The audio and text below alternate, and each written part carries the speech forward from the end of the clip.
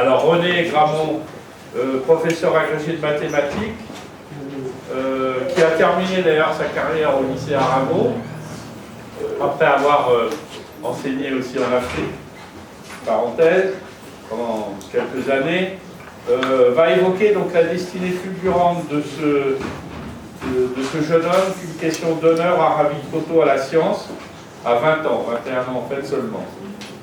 Du domaine de la mathématique pure, ils veulent vraiment me mettre en colère. Ah bon? René Gramont s'est intéressé progressivement à l'histoire de cette discipline. C'est d'ailleurs je vous le dis, il ne le dira pas, alors moi je vous le dis, c'est un des grands spécialistes français de l'histoire des mathématiques. Voilà, un des grands parce qu'il participe à des conférences internationales sur l'histoire des mathématiques, c'est important, et on n'en a pas tant que ça dans notre pays, des gens comme ça. Bon, donc il s'est intéressé progressivement à l'histoire de cette discipline, en plus de sa fonction de professeur de mathématiques, et de ses plus grands représentants. Donc dans la vie tout court. Révolutionnaire, Évariste Galois l'est à plus d'un titre. Sa haine de l'injustice et son amour de la liberté trouvent leurs origines dans ce que sa famille républicaine dut endurer pendant la Restauration. Bon. Son père calomnié, républicain, se suicide. Révolutionnaire, non j'ai fini. Révolutionnaire, Évariste l'est encore dans la démarche qu'il a utilisée pour démontrer certains de ses résultats. Bon, ça c'est plus de son domaine. Voilà. C'est probablement l'un des plus grands mathématiciens français. Bon, malgré la brièveté de la vie, les travaux scientifiques ont été à la base de branches parmi les plus importantes des mathématiques et irriguent nombre de technologies actuelles. Ça c'est la présidente. Incompris de son vivant, il devra à ses amis d'être reconnu pour l'importance de ses travaux une quinzaine d'années après sa mort. Le romantique cédera enfin le pas au génie des mathématiques. Voilà.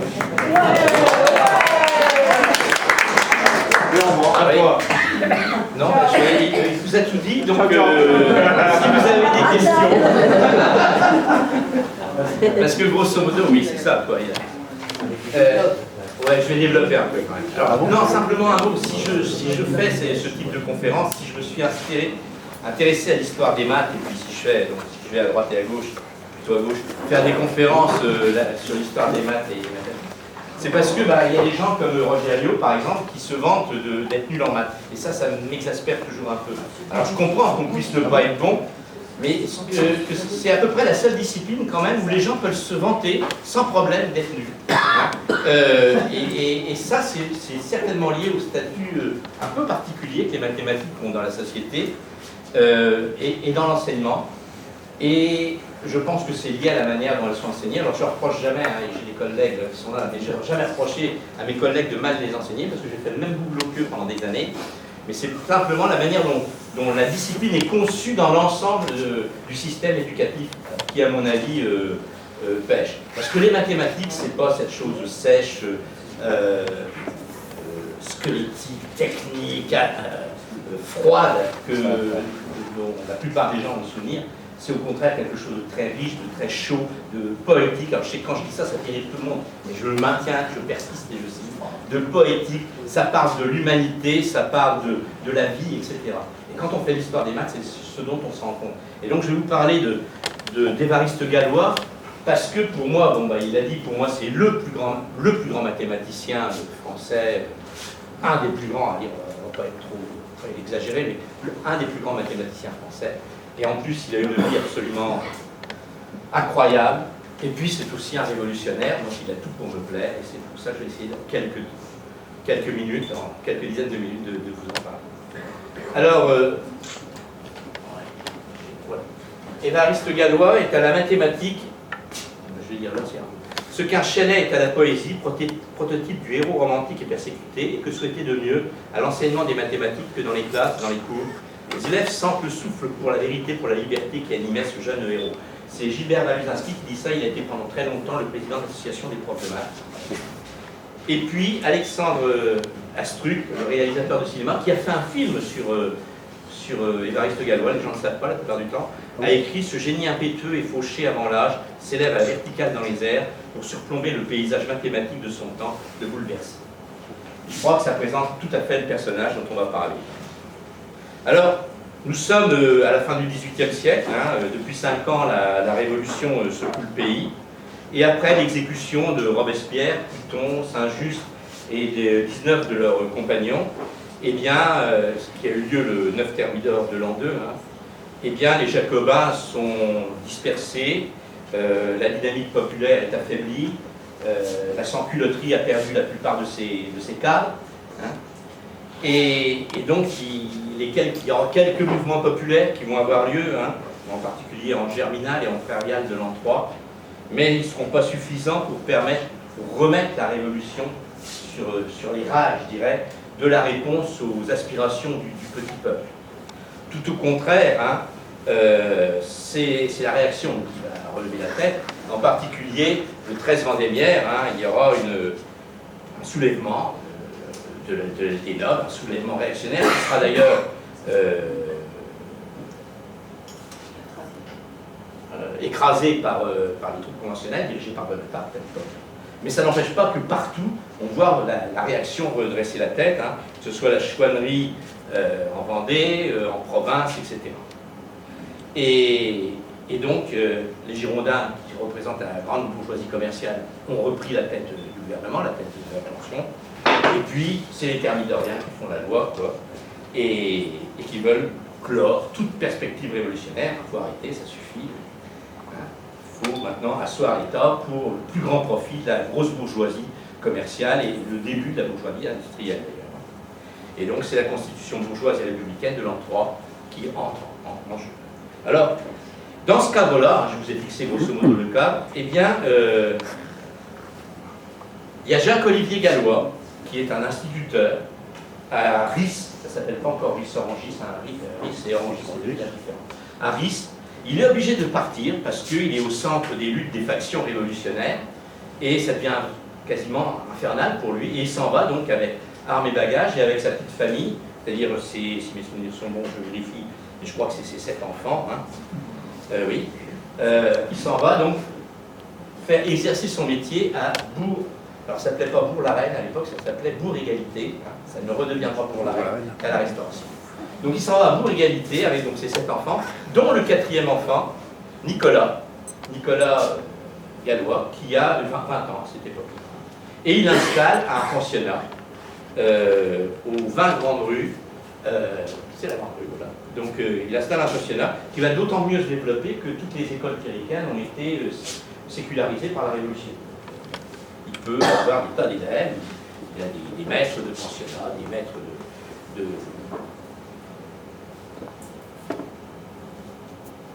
voilà.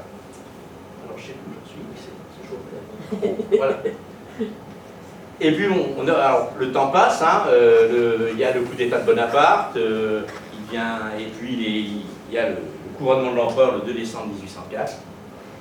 Et en 1804, eh bien, le fils, hein, le 4e fils du père Gallois, son père l'a formé et il rentre au pensionnat gallois comme professeur, comme enseignant. Hein, et il rentre au service donc, de ce pensionnat. Et en 1806, Napoléon crée l'université impériale et le pensionnat gallois va être intégré à l'université impériale et devient quelque chose d'officiel au sein de l'éducation nationale impériale, enfin, l'éducation impériale.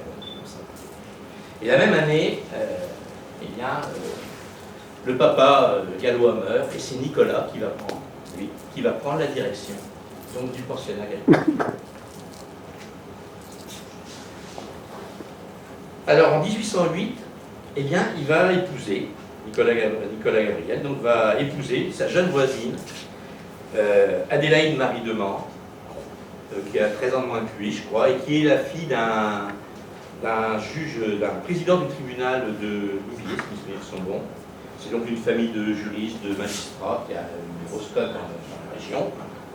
Et la même année, d'ailleurs, ils ont déjà un premier enfant, une fille qui se prénomme Nathalie. Et puis, et là l'histoire commence. Le 25 octobre 1811, naît un fils qu'ils vont appeler Évariste. Et là, on a l'acte de naissance d'Évariste Gallois, donc l'an 1811, le 26 octobre, 1h après-midi, part devant nous, maire de Bourg-la-Reine, faisant fonction d'officier public, etc. Donc Nicolas Gabriel Gallois vient déclarer son fils, Évariste, et donc les témoins, c'est Thomas François Demande, donc le grand-père, hein, président du tribunal civil à Louviers, et puis un des maîtres d'écriture du pensionnat, et donc voici le début de la vie d'Évariste Gallois. Alors dans la famille Gallois, le père, donc on s'en est rendu compte, hein, il a été obligé de fuir Ries parce que c'était un républicain, un révolutionnaire, et dans la famille Gallois, on avait donc vu avec joie la Révolution, et bien entendu, au déclin de l'Empire, avec le retour donc, de la royauté, c'est plus la même joie, c'est donc avec beaucoup de peine, et ça restera, toute la famille Gallois, ça restera des opposants hein, à la royauté et des républicains très fermes dans leur conviction. Donc c'est l'abdication de Napoléon, le retour de Louis XVIII, et Nicolas Gabriel, hein, donc, Gallois, celui qu'on voit là, le père d'Évariste, eh bien c'est les partisans de ce qu'on appelle à l'époque les libéraux. Alors ça n'a pas du tout le même sens qu'aujourd'hui quand même. C'est, disons, les amoureux de la raison et de la liberté qui s'opposent aux ultras, hein, qui sont les soutiens du trône et de l'autel. Hein. Et au moment des 100 jours, au moment du retour donc, de Napoléon, eh bien il va être élu maire de Bourg-la-Reine. Et comme il est très compétent, après le départ, la deuxième abdication de Napoléon, il restera maire de Bourg-la-Reine jusqu'à sa mort. Même s'il reste profondément républicain et totalement opposé donc, au nouveau pouvoir, cette restauration dont parlait Fabien, M. Gueux. Voilà. Alors la mère, Évariste Gallois, son éducation, c'est sa mère qui va y faire quand il est petit. Hein. Voilà. Donc elle le forme, ce qu'on appelle à l'époque la culture très classique, hein, latin, histoire de Rome, grec, un peu d'éducation religieuse, hein, mais visiblement il semblerait que c'était sans une dévotion particulière. Hein. Il fallait quand même à l'époque, hein, ça peut avoir une petite formation religieuse. Et d'après les renseignements recueillis auprès des membres de la famille, alors ces recueils de renseignements, ça s'est fait surtout à la fin du XIXe siècle par Paul Dupuis, qui a travaillé à l'École normale supérieure, et qui a donc, c'est le premier qui a fait la biographie de Gallois, et donc il a été rencontré des gens qui avaient connu le petit Évariste, hein, donc, qui avait 80 ans à peu près, et donc qui avait connu Évariste. Et donc on a ces témoignages, c'est la base de ces témoignages-là qu'on peut parler surtout d'Évariste Gallois. Et donc Évariste enfant est un garçon aimable, sérieux, affectueux, qui compose comme son père d'ailleurs des petites chansons quand il y a des fêtes de famille, des choses comme ça. Et à 12 ans, contre l'avis de la mère, vraiment qui voudrait bien garder Évariste dans ses jupons, mais le père est intraitable, et il quitte donc le cocon familial et il se retrouve, alors ça s'appelait pas le lycée Louis le Grand à l'époque, mais ça s'appelait le collège royal de Louis le Grand, parce que ce collège avait été créé par Louis XIV, hein, et donc voilà, qui existait donc déjà, et donc il rentre en interne dans ce lycée en classe de 4e. Alors à l'époque, l'établissement est dirigé de manière très autoritaire par des chefs d'établissement qui sont des ultra-grandins, je dirais, donc très réactionnaires, et ce n'est pas sans provoquer des mouvements de rébellion chez les élèves. En particulier, par exemple, en 1823, les élèves refusent de chanter pendant l'office à la chapelle du lycée. C'est quand même quelque chose, une rébellion assez nette. En janvier 1824, à l'occasion de la Saint-Charlemagne, ils refusent de porter un toast en l'honneur du roi. Et donc 117 d'entre eux seront exclus de l'établissement. Alors il y a des gens qui disent que Gallois y a participé, ça semble étonnant, hein, il avait 12 ans, ça paraît bien jeune, mais il a été témoin de ces rébellions et ça n'a pas été sans le marquer, ça c'est évident. Mais a-t-il participé, ça reste beaucoup plus aléatoire. Alors, à partir de 1820, suite à l'assassinat du Berry, la répression contre le mouvement républicain, contre les bonapartistes, ne cesse de se développer. C'est le retour de la censure, c'est l'épuration de l'armée, c'est l'interdiction des associations, et donc c'est le mouvement ultra qui devient complètement, qui domine absolument toute la société. Et le 16 septembre 1824, Louis XVIII meurt, et son frère, donc Charles X, lui succède et se fait sacré roi à Reims le 29 mars 1825. Et il nomme au gouvernement des ultra-royalistes, et donc la réaction s'en sort renforcée, ce qui va provoquer un profond mécontentement dans la bourgeoisie et dans les milieux libéraux. Et j'y reviendrai parce que ça a son importance. Les élections de 1827, qui sont censitaires, il y a que les riches qui participent aux élections, voient quand même la victoire des opposants à la royauté, des opposants, enfin pas à la royauté, des opposants libéraux. Parce que dans les libéraux, il y a des monarchistes quand même. On le verra au moment de 1820. C'est bien d'ailleurs le problème. Alors durant, donc revenons à Évariste quand même, j'essaie de vous mettre à chaque fois, j'essaierai de mettre en rapport ce qui se passe au niveau national et comment réagit Évariste. Donc durant sa première année, Évariste Galois, alors c'est pas lui ça, hein, c'est l'uniforme des élèves à l'époque. Il réussit brillamment, alors il a les premiers prix de vers latin, des accessibles en version latine, en version grecque, en thème latin, en histoire, géographie, donc que des matières littéraires. Ce qui n'est pas étonnant, la formation mathématique à l'époque est réduite à quelques éléments d'arithmétique. Grosso modo, ce qu'on fait jusqu'au CM1 à l'école primaire. Ça ne va pas plus loin. On comprendra pourquoi tout à l'heure. Et l'année suivante, il obtient aussi un premier prix de vers latin, en version grecque, etc. Et ces bons résultats conduisent ses professeurs à vouloir en faire une bête à concours. Parce que un truc qui existait à l'époque, le concours général existe encore, mais à l'époque, ça se passait entre les grands. Ça concernait les grands établissements de la région parisienne seulement, et c'était à qui aurait le plus de prix de concours général. Le classement des lycées, ça se faisait déjà, ce qui est scandaleux, mais ça se faisait déjà, et ça se faisait à partir du concours général. Voilà. Donc, quand on avait des bons élèves, on les poussait, hein, on les dopait, on y allait, hein, on mettait de l'engrais, et il fallait que ça donne des prix de concours général. Et donc, on dit, il faut qu'Évariste Galois, en latin, en grec, il va nous faire une bête à concours, et donc, le proviseur propose tout simplement au père Galois que son fils redouble pour qu'il puisse avoir le concours général pour les 3 ans.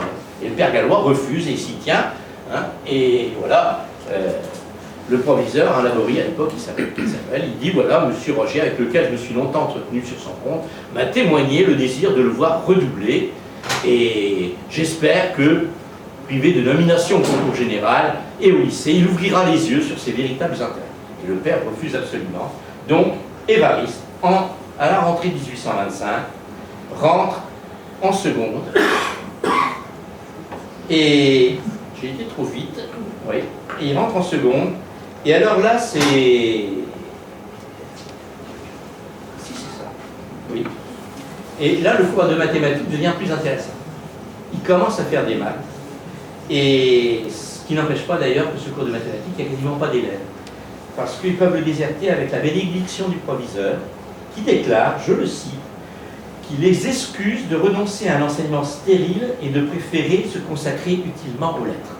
Comme quoi, on trouvait des bons proviseurs à l'époque, pour certains, ça aurait été des bons proviseurs. Et donc Évariste échoue au concours général, et donc il rentre en seconde, et voilà. Voilà son premier trimestre.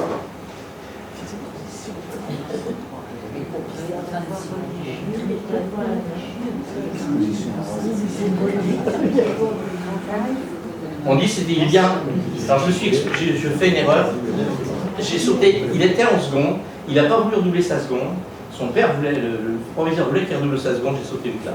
Et il est passé en première rhétorique. C'est pas que ça s'appelait comme ça. C'était la première. En classe de rhétorique. J'ai sauté un par.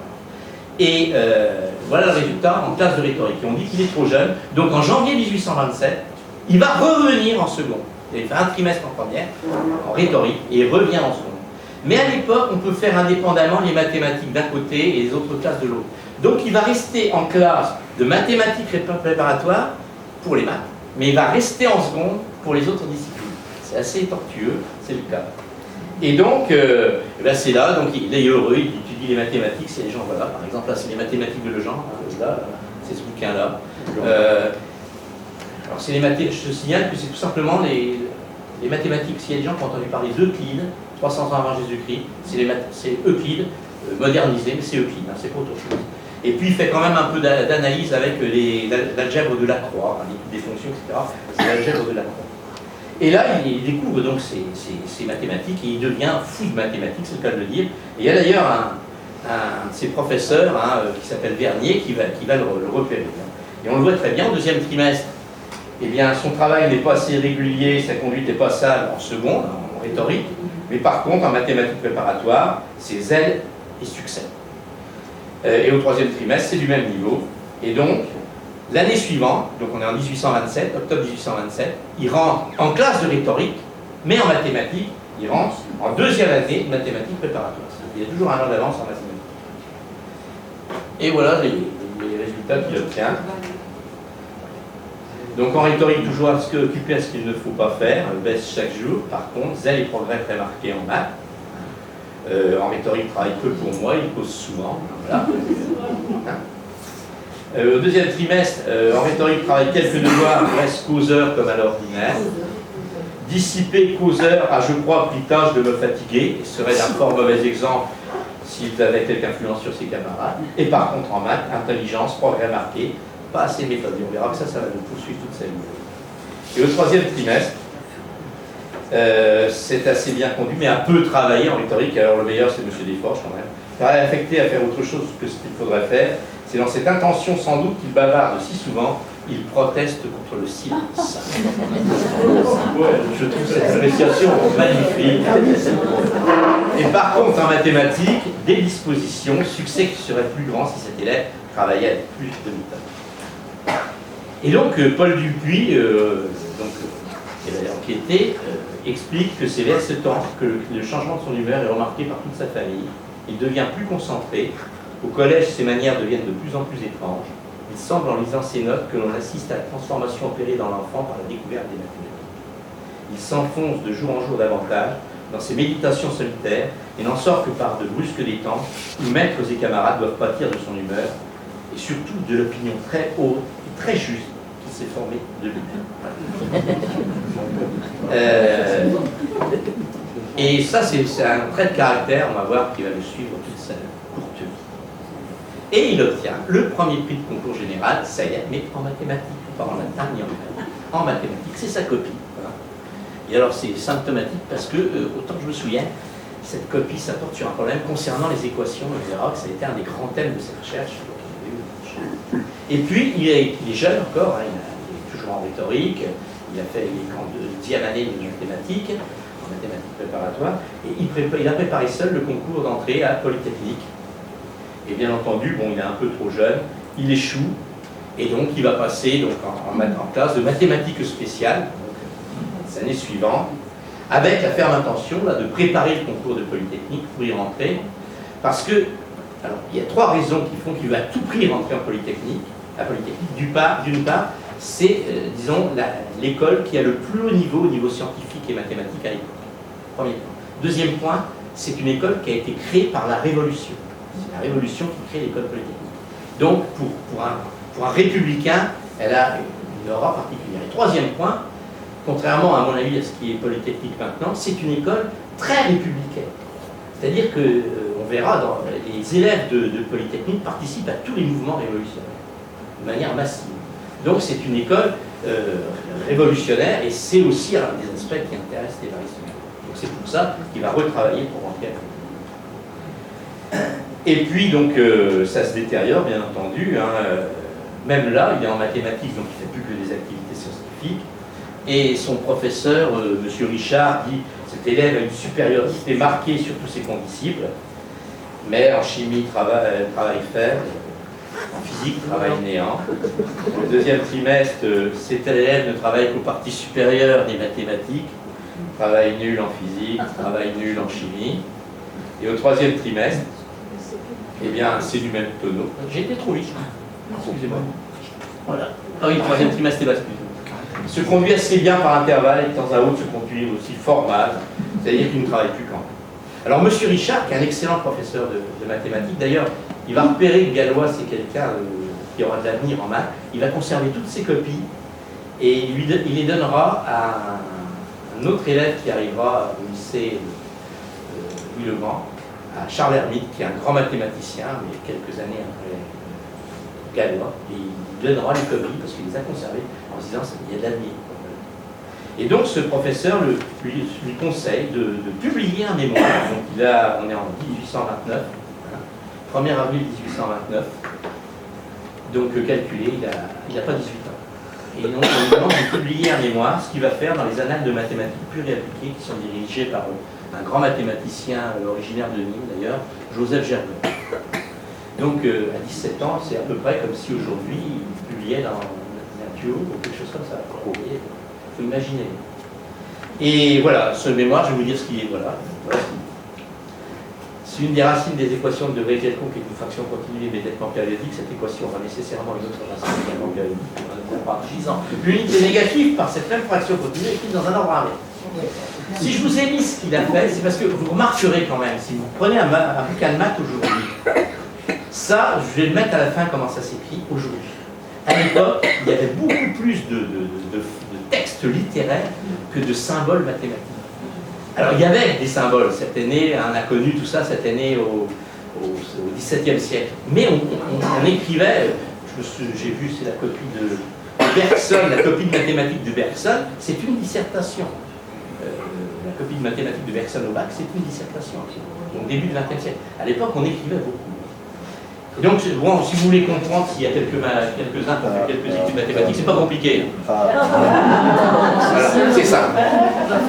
Une fraction continue, c'est une fraction, c'est un nombre entier, plus une fraction, le numérateur c'est toujours un 1, et le dénominateur c'est encore la même chose. Un nombre entier, le numérateur c'est un 1, et le dénominateur c'est encore la même chose, etc.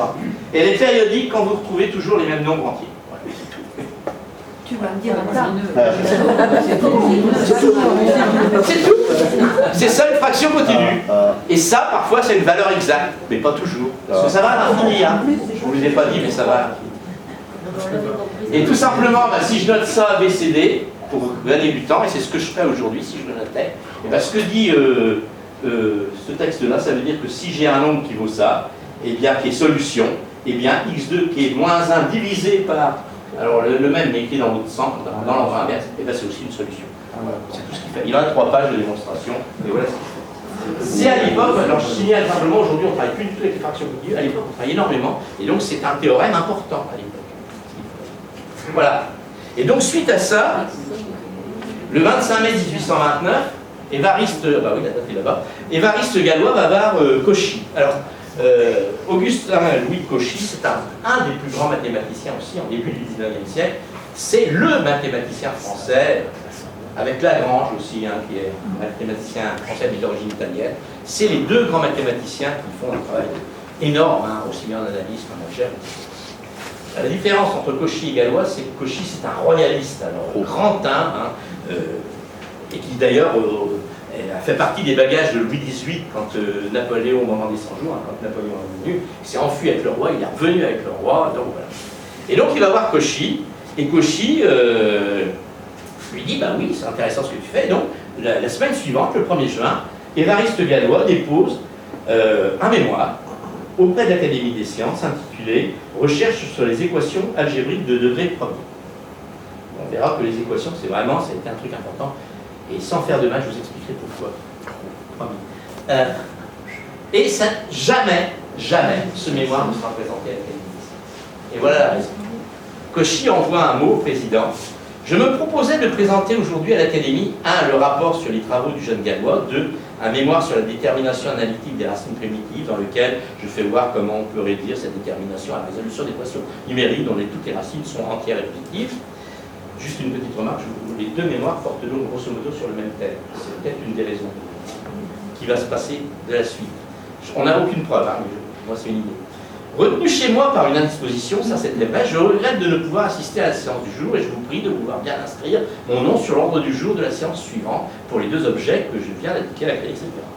Et donc la semaine suivante, Cauchy viendra présenter son mémoire, mais il ne présentera jamais le mémoire de Galois et on ne sait pas ce qu'il est.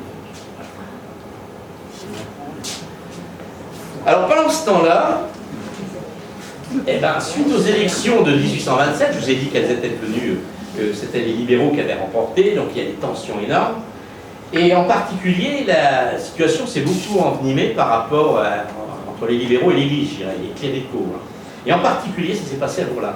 Il y a un jeune prêtre qui est venu, qui est totalement opposé au maire, donc Nicolas, le père d'Évariste, et qui va se répandre, il va faire des faux libelles au nom du maire, qui mettent sous les portes, comme ça, des trucs licencieux, injurieux, etc. Enfin, il essaie de ridiculiser le maire, il y a une campagne odieuse contre le maire, et ce dernier ne le supporte pas. Il m'est dur de te dire adieu, mon cher fils. Tu es mon fils aîné, et j'ai toujours été fier de toi. jour, tu seras un grand homme et un heureux célèbre. Je sais que ce jour viendra, mais je sais aussi que la souffrance, la lutte et la désillusion t'attendent. Tu seras mathématicien, mais même les mathématiques, la plus noble et la plus abstraite de toutes les sciences, pour éthérées qu'elles soient, n'en ont pas moins leurs racines profondes sur la terre où nous vivons. Même les mathématiques ne te permettront pas d'échapper à tes souffrances et à celles des autres hommes. Lutte, mon cher enfant, lutte plus courageusement que je ne l'ai fait. Puisses-tu entendre, avant de mourir, sonner le carillon de la liberté. Et le père se suicide dans son pied-à-terre parisien, à proximité d'ailleurs au lycée Louis-le-Grand.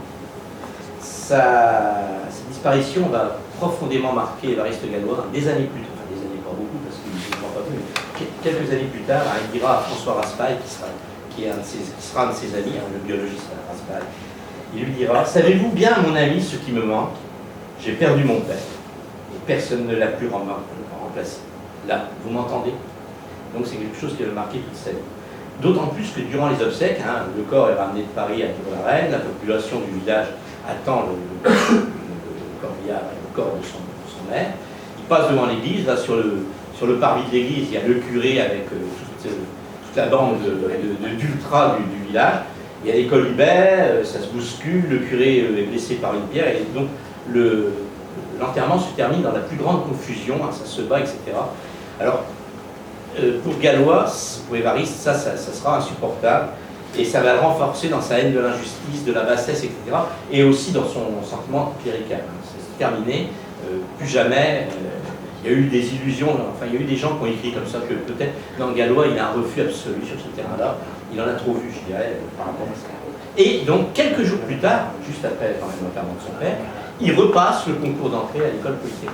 Alors déjà, vous pouvez imaginer dans quel état il se trouve psychologiquement, et en plus il se trouve face à un examinateur, Monsieur Binet, l'histoire a retenu son nom, vous allez voir pourquoi, qui lui pose des questions qui, aux yeux d'Évariste, sont stupides tellement elles sont évidentes, parce que lui, il est tellement brillant, et l'autre est très lent, il faut raconter des choses évidentes et tout, et à la fin il pète un câble, comme on dit, ça on dit, il prend le chiffon qui sert à essuyer le tableau, et il lui balance à la figure, et évidemment, c'est terminé pour lui. Il ne pourra jamais rentrer à l'école polytechnique.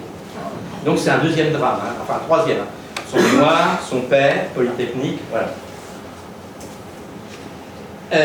Et donc c'est avec un sentiment de persécution, surtout qu'à l'époque, au même moment, Charles X se nomme à la tête du gouvernement le prince de Polignac, et donc c'est une provocation pour le... Donc ça commence à bouillir en plus dans le pays.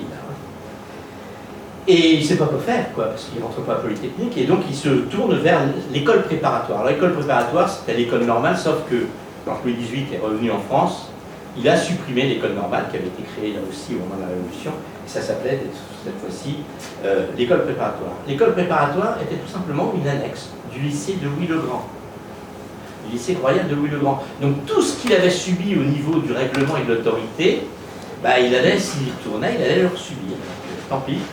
Mais il n'est pas inscrit au concours, et on est le 8 août, je crois, ou quelque chose comme ça, le concours doit se passer le 12 ou 22, enfin c'est vraiment très proche, et donc il écrit au ministre de l'Instruction publique pour qu'il puisse passer le concours d'entrée. Et donc l'inspecteur général, chargé de l'administration de l'Académie de Paris, transmet d'urgence le dossier Galois. Monseigneur, j'ai l'honneur de transmettre ci-jointe à votre Excellence une demande du jeune Évariste Galois à l'effet d'être admis au concours qui va s'ouvrir le 20 de ce mois, pour l'école préparatoire, science, il est à ma connaissance que ce candidat, élève de mathématiques spéciales au Collège Royal de Louis-le-Grand, est un des sujets les plus distingués de ce collège et par ses rares dispositions. Il promet d'être pour l'université une bonne acquisition. Je prie votre Excellence de vouloir bien m'autoriser à ajouter son nom à la liste des concurrents. Je suis avec un profond respect, etc., etc. Et la réponse du ministère arrive, et voilà, c'est marqué « Dossier arrivé trop tard ». Mais Évariste a obtenu le premier prix de la classe de mathématiques spéciales. Et donc l'inspecteur, du coup, se sent obligé de réinsister auprès du ministre, et il obtient cette situation. Donc Évariste, ça y est, il passe le concours, donc les épreuves de maths, de physique, de philo, simple et proche. Et le 1er septembre, Évariste est donc reçu. Mais pour rentrer à l'école préparatoire, il faut être bachelier S lettres et bachelier S sciences. Et il n'a pas passé le bac, aucun des bacs. Donc au mois de décembre, le 2 décembre, il passe le bac S lettres. Il n'est pas reçu. Alors il le repasse le 14 décembre, il est reçu, ça y est, il est bachelier S lettres. Puis du coup, après, il va pouvoir passer le bac S sciences. Et il va le passer le 29 décembre. Et il est reçu. Donc ça y est, donc maintenant, il va pouvoir passer l'oral de vérification. Eh oui, c'est complètement fou, qui va lui permettre de rentrer à l'école préparatoire. Il va passer ça au mois de janvier 1830. Et donc, il va pouvoir, le 20 février 1830, signer son engagement. Je sous-signais Évariste Gallois, né à Bourg-la-Reine, département de la Seine, le 25 octobre 1811, nommé élève de l'école préparatoire par ordonnance du roi en date du 25 octobre 1829, déclare, conformément aux vœux de l'ordonnance royale du 9 mars 1826, prendre l'engagement de rester pendant 10 ans au service de l'instruction publique. Fait à Paris, le 20 février 1830, Évariste Gallois. Les gens faisaient des engagements décennaux. Vous voyez que c'est vieux quand même pour ceux qui ont été inscrits, ils vont s'en souvenir. Voilà. Alors je vous ai dit qu'à l'école, le règlement était rigoureux, mais c'était là, voilà. Et alors imaginez Gallois, vous avez vu un peu le tempérament qu'il a, et par exemple, les principaux devoirs des élèves sont le respect pour la religion, vous avez compris, l'accomplissement de ses préceptes, l'attachement au roi et au gouvernement, une application soutenue, une régularité constante, la docilité et la soumission envers leurs supérieurs. Donc évidemment, vous imaginez ce qui peut se passer derrière ça. Tout le monde dit que d'ailleurs, en plus, le directeur des études de l'époque, M. Guignot, je le dis bien fort, parce que je parlais de lui encore assez souvent, était l'esclave du règlement. C'est à peine si en 2 ans, je l'ai vu 1 ou 2 fois sourire. C'est Jules Simon qui dit ça, qui était rentré quelques années après. Et donc, évidemment, Gallois ne change rien à son comportement. Il y a que ses recherches mathématiques qui l'intéressent, et par ailleurs, il ne travaille pas. Alors, pour montrer quand même le niveau qu'il avait en maths, c'est le mathématicien Joseph Bertrand qui explique, un jour, un élève avait apporté le numéro du juin 1829 du bulletin de Ferussac. C'était un autre bulletin qui faisait des mémoires de mathématiques, etc. On verra que Gallois a écrit dedans aussi. Où était énoncé un théorème d'algèbre de Sturm. Sturm, c'est un grand mathématicien français du 19e siècle. Et le professeur de mathématiques attendait de ses élèves une démonstration, et tout le monde séchait. Gallois arrive en retard, comme d'habitude. Il regarde le sujet au tableau, il va au tableau, et hop, il écrit la solution. Voilà, c'était vraiment... Voilà.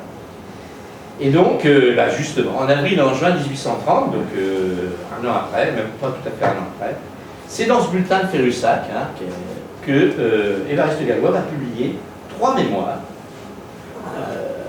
L'analyse d'un mémoire sur la résolution algébrique des équations, toujours son data.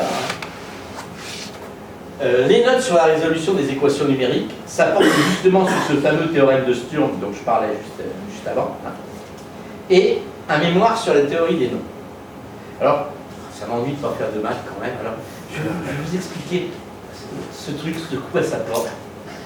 Simplement parce que vous allez percevoir que vous en avez plein vos poches, vous en avez plein chez vous de ces trucs-là. Donc je ne peux pas résister plus fort que moi. Ça porte simplement sur les congruences modulo un nombre premier. C'est une notion extrêmement importante, c'est tout simplement celle des... Mathématiquement on appelle ça le corps fini, mais c'est tellement gallois que les anglo-saxons appellent ça les corps de Gallois. Pas les corps finis, nous on dit les corps finis, les anglo-saxons disent les corps de Gallois. Je vous explique ce que c'est. C'est pas congruence modulo un nombre premier. Vous avez tous une montre, et alors comme vous êtes, vous n'avez pas 10 ans, donc vous avez des montres à aiguilles. Donc c'est génial, c'est exactement ça. Imaginez, j'ai une montre à aiguilles. Il est 0 heure. J'essaie d'imaginer où seront les aiguilles dans 2 heures. Elles seront là. Mais où elles seront dans 14 heures? Pareil. Et dans 26 heures? Pareil. Et si je les avais pris 10 heures auparavant, 10 heures avant 0 heure, elles étaient où? Elles étaient là. Et puis 22 heures auparavant, elles étaient encore là. Non? Ça veut dire que pour la montre, moins 22, moins 10, 2, 14, 26, c'est la même chose. Pour la montre. Mais ça serait intéressant que ça soit aussi pour les mathématiciens, parce que je vous ferai remarquer que comme ça, je peux mettre tous mes nombres entiers, et il y en a une sacrée infinité, mais je peux les mettre tous sur ma montre, à 12 endroits. Donc je réduis mon ensemble immense en 12 points. Et si je travaille là-dessus, je me sens vachement plus à l'aise. Et si je fais des maths là-dessus, c'est vachement plus simple. Et c'est ce qu'on fait. Et c'est ce qu'on fait. Et je vais vous montrer que ça marche. Tout simplement, alors on va dire que 14, alors quand je vous disais les mots congruence modulo, on dira que 14 est congru à 2 modulo 12, ça veut dire que pour la montre, 14 et 2, c'est la même chose. Voilà, 10, moins 10, moins 10. Tout simplement, si on veut parler un peu plus mathématique et quitter la montre, vous remarquerez que 14, quand je le divise par 12, le reste c'est 2. 26, quand je le divise par 12, le reste c'est 2. Moins 10, quand je le divise par 12, le reste c'est 2. Et moins 22, quand je le divise par 12, le reste c'est 2. Donc je regroupe. Et alors combien que j'ai de restes possibles quand je divise par 12 ? Ben, j'en ai 12. Le reste ça peut être 0, 1, 2, 3, 4 jusqu'à 11. Point barre. Donc je regroupe tous mes nombres suivant leur reste dans 12 paquets. Les mathématiciens diraient 12 classes d'équivalence. J'en regarde des problèmes. Et c'est pas la peine, c'est pas des mots à retenir. 12 paquets. Et à ce moment-là, alors bon, je peux le faire par rapport à 6, j'aurai 6 paquets. Je peux le faire par rapport à 7, j'aurai 7 paquets. C'est-à-dire que ben, moi, quand je compterai, si je compte par exemple là par rapport à 7, modulo 7, ben, je vais simplement compter 0, 1, 2, 3, 4, 5, 6. Et puis après 6, ben, ça sera 0, 1, 2, 3, 4, 5, 6. Et puis après, ça sera encore 0, 1, 2, 3, 4, 5, 6. C'est tout. Et ça va tout seul. Et alors après, ben, je peux les additionner. Et puis je peux les multiplier. Et puis je peux faire des tables. Et ça marche. Ben, par exemple, si je fais, là je suis modulo 6. 4 plus 5, ça fait combien? Ça fait 9. Si je divise par 6, le reste c'est 3. C'est 6 plus 3. Donc 4 plus 5, ça fait 3. C'est terminé. C'est pas plus compliqué que ça. Et je peux faire des multiplications. Pareil. 5 fois 5, 25. 25, c'est 24 plus 1. 4 fois 6 plus 1. Donc 25, c'est 1. Donc je ne vais pas travailler avec 25. Je m'arrête à 5 et puis c'est terminé. Sauf que, un petit problème là. Alors, petit problème, c'est que, je ne sais pas si vous avez des souvenirs de maths un peu, quand je multiplie le nombre pour que le résultat vaille 0, il faut qu'il y ait un des deux nombres qui vaille 0. Hein? Bah oui, regarde, 3 fois 2, ça fait 0. Ah oui, parce que 3 fois 2, ça fait 6, et le reste par la division par 6, ça fait 0. Donc ça coince. Mais ça coince pas dans le code français. Alors pourquoi ça coince pas? Parce que 7, vous ne pouvez pas le diviser par autre chose que 1 et 7. Donc jamais vous pourrez avoir un produit qui donne 7. Ou un multiple de 7. Ça ne sera jamais possible. Donc vous n'aurez jamais de 0 là-dedans. Et bien ce qu'on appelle un corps fini, c'est un truc comme ça. C'est-à-dire un truc qui est fini, hein, vous voyez, là il n'y a que 7 éléments, dans lequel j'ai une table d'addition, une table de multiplication qui marche comme si vous faisiez vos comptes chez l'épicier et qu'il n'y a pas de 0 quand je fais les produits. Alors vous allez me dire, ouais, je sais que c'est corps fini. Ben oui, mais imaginez quand même que si vous avez des belles images de Mars qui arrivent par Pathfinder ou Curiosity, ben c'est parce que vous avez des codes correcteurs d'erreurs qui récupèrent ce qui est envoyé par les engins en question et puis qui corrigent les photos. Et que ces codes correcteurs d'erreurs, la théorie qui est derrière, c'est les corps finis. Imaginez que si vous pouvez entendre votre CD sans qu'il y ait de crachouillis, de parasites, etc., c'est tout simplement parce que vous avez là des algorithmes, et les algorithmes qui traitent le signal, la base, c'est les corps finis. Si vous pouvez entendre votre communication téléphonique sans que vous entendiez les 20 000 télécommunications qui sont sur le même canal, et sans qu'on puisse en plus piquer votre communication, c'est que vous avez là des systèmes de partage sur les codes finis, et vous avez une cryptographie sur les téléphones portables, dont la base, c'est les corps finis, hein, c'est les congruences modulo des nombres premiers. Alors, des grands nombres premiers, dans ces cas-là, pas en cryptographie, mais avec des nombres premiers. Et c'est la même chose quand vous mettez une carte bleue. La cryptographie sur les cartes bleues, c'est ça travaille dans les corps finis, sur des très grands nombres premiers. Donc, quand vous prendrez votre carte bleue, ayez une pensée pour Galois. C'est juste pour vous montrer quand même que c'est des mathématiques. Alors après, on va beaucoup plus loin. Mais au départ, c'est pas très compliqué, mais on arrive à des choses énormément, très importantes dans la vie de tous les jours. Je ferai plus de maths, je vous promets, c'est fini, il fallait que je le fasse. Alors, en janvier 1830, Cauchy, qui doit avoir quand même quelques remords, je sais pas, bon. Il lui fait savoir à Évariste Galois qu'il va y avoir le Grand Prix de l'Académie qui sera décerné en juin et que ça serait bien qu'il retravaille son mémoire pour le présenter. Et fameux mémoire. Et donc Gallois se remet au travail et va le déposer à nouveau à l'Institut début février. Oui, si c'est bon. Début février. Et à l'époque, le secrétaire de l'Académie des sciences, c'est Joseph Fourier, mathématicien mais surtout physicien, c'est lui qui fait la théorie de la chaleur. Et donc qui récupère le mémoire de Gallois. Mais le Grand Prix c'est au mois de juin, au mois de mai, Fourier décède.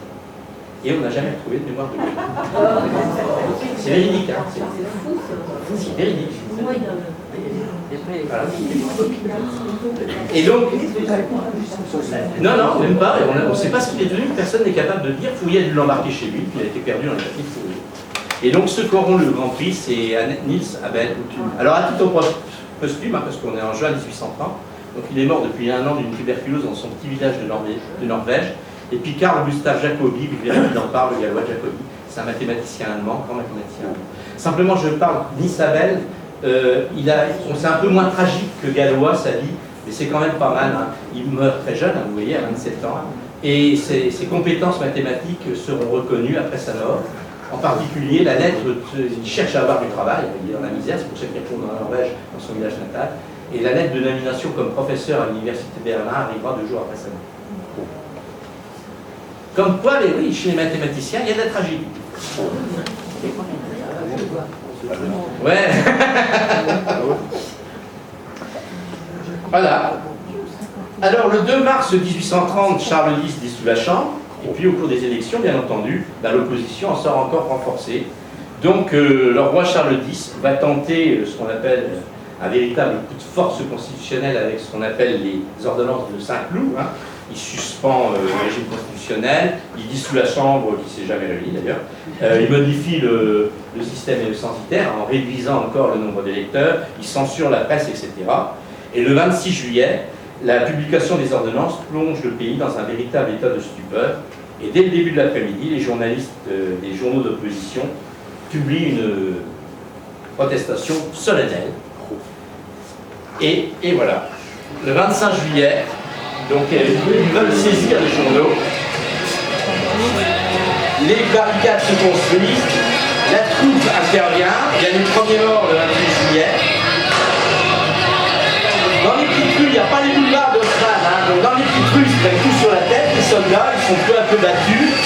Le 28, l'hôtel de ville est prise, peu à peu les troupes reculent, et le 29, le Louvre, la place de la Concorde et le palais des Tuileries sont pris d'assaut par les émeutiers. Alors les émeutiers, c'est des étudiants, c'est des républicains, c'est des bonapartistes. Et donc, le roi, réuni comme il veut, il arrive à la conclusion qu'il n'a pas le choix. Et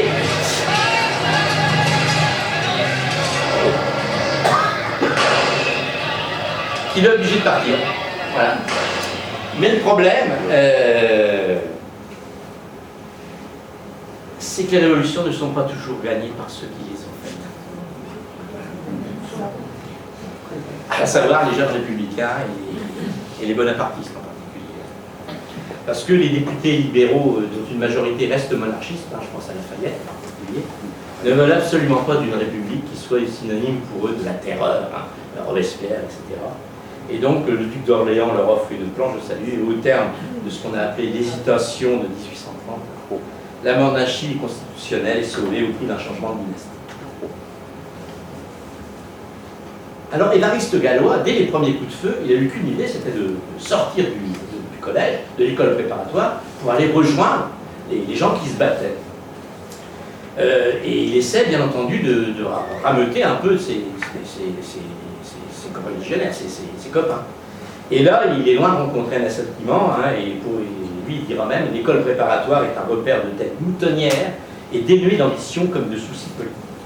Et de plus, le directeur des études, M. Guignot, ce fameux Guignot, réunit les élèves et leur demande de jurer qu'ils ne vont pas tenter d'aller dans la rue. Évidemment, Évariste refuse. Et là, Guignot dit, mais si c'est non, sinon je fais intervenir l'armée. Alors, on est en pleine révolution, quand même. Et il va essayer, d'ailleurs, il arrive dans la nuit du 28 au 29, il va essayer de faire le mur, mais il va être arrêté par les gendarmes, il ne pourra pas franchir le mur. Et donc, le soir, on apprend la retraite des troupes royales et puis la formation du gouvernement provisoire. Et en même temps, on apprend que la plupart des élèves de Polytechnique ont participé au combat, à la Révolution, aux Trois Glorieuses, hein, c'est comme ça que ça s'appelle, et en particulier qu'un ancien élève de l'école préparatoire qui était à Polytechnique, je crois qu'il s'appelle Farcy, a été tué pendant l'assaut contre les Tuileries. Voilà. Et alors, évidemment, pour Gallois, là, c'est l'horreur totale, il prend complètement en horreur cette école, et ce fameux monsieur Guignot, qui, dès le lendemain de l'installation de Louis-Philippe, arbore avec ostentation une cocarde tricolore sur son chapeau. Voilà. Alors de plus, bon, il y a déjà l'école qui interdit. En plus, il est républicain, et comme tous les républicains, il considère que l'avènement de Louis-Philippe, c'est une trahison. Hein, parce que rien n'a changé. Au lieu d'une aristocratie exemple, eh ben, c'est la bourgeoisie et la banque hein, qui vont dominer le pays. Hein, c'est le temps de l'argent roi. C'est Guizot qui dit enrichissez-vous, hein, je vous rappelle, hein, et voilà. Toujours les mêmes. Et Gallois a choisi son camp, hein, il dira, je suis du côté des opprimés, et d'ailleurs ses cousines raconteront à Dupuy encore que aux vacances, il leur disait, moi je défends les droits du peuple, et je suis contre tous ces bourgeois, cette royauté, etc. On pense d'ailleurs qu'il a dû être sollicité par les Saint-Simoniens, parce que son meilleur ami, Auguste Chevalier, était le frère d'un dirigeant saint-simonien. Mais lui, ça y convient pas. Saint-Simon, c'est pas assez républicain, c'est pas assez révolutionnaire. Et surtout qu'il y a eu des sociétés révolutionnaires qui ont été organisées pour défendre les acquis. Il y a eu quand même des acquis au moment de Juillet, donc pour les défendre face aux tentatives de la réaction de reprendre, bien entendu, là-dessus. Et en particulier, il y a Blanqui, hein, Auguste Blanqui, qui était étudiant en droit à l'époque. Il y a François Raspail, qui est un jeune biologiste. Et il y a Étienne Arago, le frère de François Arago, qui ont créé une société qui s'appelle la Société des Amis du Peuple. Hein. Alors ils ont participé, essayé d'empêcher l'accession de Louis-Philippe, hein, ils ont essayé de s'opposer aux tentatives de la droite, on dire. Hein. Et donc ils publient un manifeste fondateur hein, en octobre 1830, et le ministre de l'Intérieur dissout immédiatement l'association. Début octobre, il publie le truc, le 1er octobre, 2 octobre, l'association est dissoute. Mais elle continue pas moins d'exister clandestinement, et Gallois va y adhérer le 10 novembre hein, 1830, ils adhèrent à la Société des Amis. Et puis, alors, dernière chose qui le révolte, c'est que nulle part ailleurs que dans le monde universitaire, la curée pour les places n'a été aussi importante. En particulier, Gallois est révolté par la position de Victor Cousin, qui, du temps de Louis XVIII, était pour la dissolution du Conseil royal de l'instruction publique, et qui, au lendemain de juillet 1830, va postuler et va devenir responsable du Conseil royal de l'instruction publique. Voilà. Les gens... Et donc ça, pour Gallois, c'est insupportable. Et dernière cerise sur le gâteau, je vous avais dit que le règlement était draconien, mais au lendemain, ça redevient l'école normale. Et donc on refait un règlement, mais qu'encore plus draconien que le précédent. Alors qu'ils apprennent qu'à l'école polytechnique, les élèves, avec leur directeur, ont mis au point un règlement et qu'il a été voté par les élèves. Je signale juste que le directeur de l'école polytechnique, à l'époque, c'est François Arago. Donc c'en est trop pour Évariste Gallois. Et là, il écrit une lettre à la Gazette des Écoles, le 3 décembre 1830, dans lequel il s'en prend en particulier à M. Guignot, hein, et il explique le 28 juillet au matin, plusieurs élèves de l'école normale désirant aller au feu, M. Guignot leur dit à 2 reprises qu'il pouvait appeler la gendarmerie pour établir l'ordre dans l'école. La gendarmerie, le 28 juillet, le même jour, M. Guignot nous dit avec son pédantisme ordinaire: voilà de bien braves gens de part et d'autre, tués de part et d'autre. Si j'étais militaire, je ne saurais à quoi me décider, que sacrifier, ou de la liberté ou de la légitimité. Voilà l'homme qui, le lendemain, ombragea son chapeau d'une cocarde tricolore. Voilà nos libéraux doctrinaires. Et il parle après du règlement, hein, on nous annonce qu'on n'aura plus qu'une sortie par mois, etc. Hein, les idées les plus étroites de la route et la routine la plus complète. Évidemment, c'est pas sans faire du bruit cette lettre, parce que c'est publié. Hein. Alors, c'est signé un élève de l'école normale. Évariste Gallois avait signé son article. C'est le directeur qui n'a pas voulu mettre le nom pour pas qu'il soit sanctionné. Mais tout le monde est au courant. Et donc, M. Guignot, soutenu quand même par un certain nombre d'élèves, ordonne à Évariste Gallois de quitter l'école sur l'heure. Et donc le 9 décembre, ce dernier fait ses adieux à ses camarades et est reconduit auprès de sa mère. À l'époque, il était majeur. Et puis son expulsion sera confirmée, ratifiée par le Conseil royal de l'instruction publique le 3 janvier 1800. Alors, je n'ai pas retrouvé le papier, mais alors la raison, je vous la donne quand même, c'est élève paresseux. Donc durant le mois de novembre, il n'a rien à faire, et donc il s'engage, politiquement c'est évident, il entre en particulier dans une batterie de la Légion d'artillerie de la Garde nationale. C'est pas lui, mais voilà son uniforme. Et ce qu'il faut savoir, c'est que le 22 décembre, parce qu'on va voir que tout se croise entre la vie politique et la vie d'Évariste Galois. Le 22 décembre, la Chambre des Pairs, qui a été transformée en tribunal, a jugé les ministres de Charles X et les a condamnés à la prison à perpétuité. Et les républicains souhaitaient que ce soit la peine de mort. Alors il faut se replacer dans l'époque quand même. Mais ça paraît violent, mais remettons-nous dans l'époque. Et donc il y a en particulier une rébellion de 2 régiments de la garde républicaine, de la garde nationale, excusez-moi, qui s'enferment au Louvre. Et donc bon, ils refusent d'être désarmés, etc. Combat. Et 19 artilleurs sont arrêtés. La garde nationale est immédiatement dissoute le 31 décembre par Louis-Philippe, avec ordre de rendre uniforme et armes, bien entendu, et le reste de Galois va conserver son uniforme et ses armes.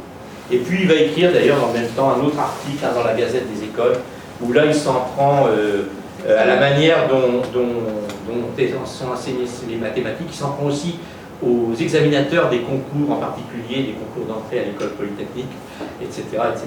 Mais bon, il doit subvenir à ses besoins, et donc il décide de donner des cours, tous les jeudis à 1h15, à côté de la Sorbonne, et il explique qu'il va donner comme cours des choses qui ne sont pas enseignées, c'est tout simplement le fruit de ses recherches. Donc c'est certainement des choses de très haut niveau, ce qui explique que le 13 janvier, le premier cours, il y a un peu de monde, le 20 janvier, il y a un deuxième cours, il y a beaucoup moins de monde, et ça sera le dernier cours que donnera